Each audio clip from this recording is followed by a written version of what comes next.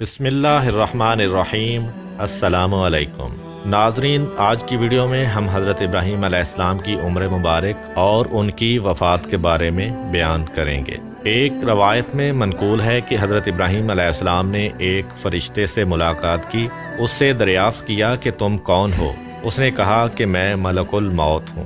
آپ نے پوچھا کیا ہو سکتا ہے کہ تم اپنی وہ صورت مجھے دکھا دو جس سے کہ تم مومن کی روح قبض کرتے ہو؟ کہا اچھا، میری جانب سے ذرا منہ پھیر لیجئے۔ حضرت علیہ السلام نے منہ پھیر لیا، پھر جب نظر کی تو دیکھا کہ ایک خوبصورت اور خوش لباس حسین جوان ہے جس کے بدن سے خوشبو آ رہی ہے۔ آپ نے فرمایا کہ اگر مومن تم کو بغیر حسن و جمال کے نہ دیکھے تو اس کے لیے یہی بہتر ہے۔ پھر کہا کیا ممکن ہے کہ تم مجھے اپنی وہ صورت دکھا دو جس سے تم فاجروں کی روح قبض کرتے ہو؟ ملک الموت نے کہا کہ آپ اس کے دیکھنے کی طاقت نہیں رکھتے۔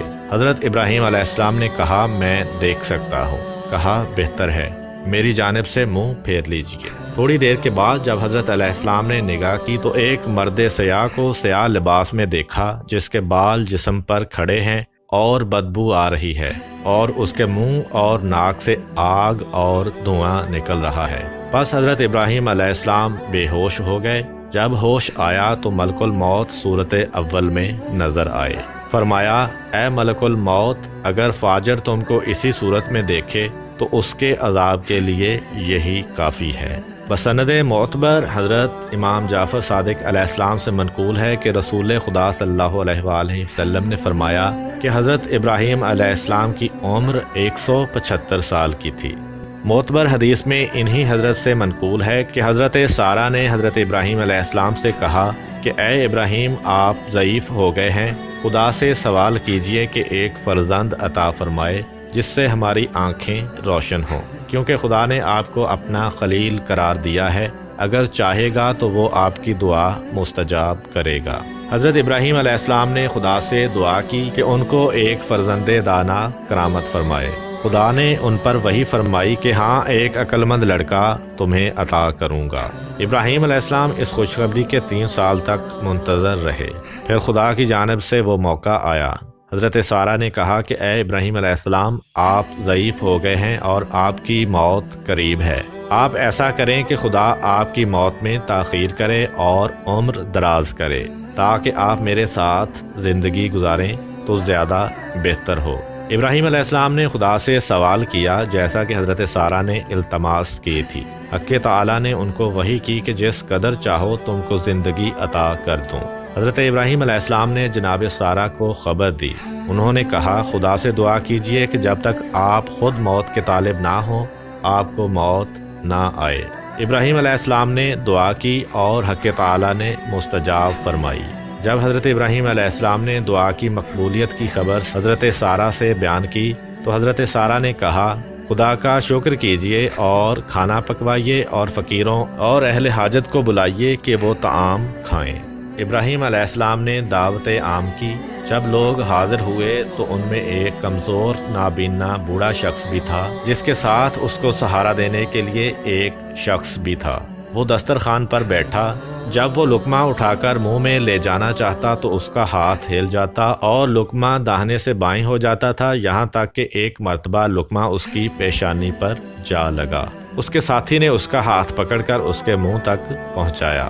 پھر اس نابینا نے دوسرا لقمہ لیا، اس کا ہاتھ کانپا اور لقمہ اس کی آنکھوں تک جا پہنچا۔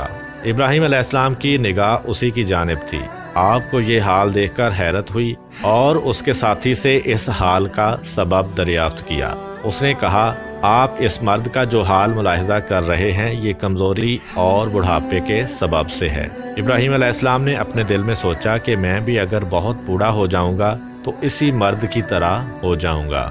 پھر تو آپ نے خدا سے دعا کی کہ خداوندہ، میری موت کا وہی وقت بہتر ہے جو میرے لیے پہلے تو مقرر کر چکا تھا، کیونکہ اس حال کو مشاہدہ کرنے کے بعد مجھے زیادہ عمر کی ضرورت نہیں ہے۔ حدیث معتبر میں حضرت امیر المومنین علی علیہ السلام سے منقول ہے کہ جب خدا نے چاہا کہ ابراہیم علیہ السلام کی روح قبض کرے تو ملک الموت کو ان کے پاس بھیجا۔ کہا السلام علیک یا ابراہیم۔ آپ نے فرمایا وعلیک السلام یا ملک الموت۔ کیا تم اس لیے آئے ہو کہ اپنے اختیار سے مجھے آخرت کو لے چلو یا موت کی خبر لائے ہو؟ یقیناً معمور ہوئے ہو کہ میری روح قبض کرو۔ ملک الموت نے کہا کہ میں آیا ہوں اور آپ کو آپ کی خواہش سے خدا کی ملاقات اور عالم قدس کی جانب دعوت دیتا ہوں، لہٰذا قبول کیجیے۔ ابراہیم علیہ السلام نے فرمایا، کبھی تم نے دیکھا ہے کہ دوست اپنے دوست کو مار ڈالے؟ ملک الموت واپس گئے اور اپنے موقف عرض پر کھڑے ہو کر کہا، خدا بندہ، تو نے سنا جو کچھ تیرے خلیل ابراہیم علیہ السلام نے کہا۔ حق تعالیٰ نے ان کو وحی کی کہ ابراہیم علیہ السلام کے پاس جاؤ اور کہو کہ کبھی تم نے دیکھا ہے کہ کوئی دوست اپنے دوست کی ملاقات کو ناپسند کرے؟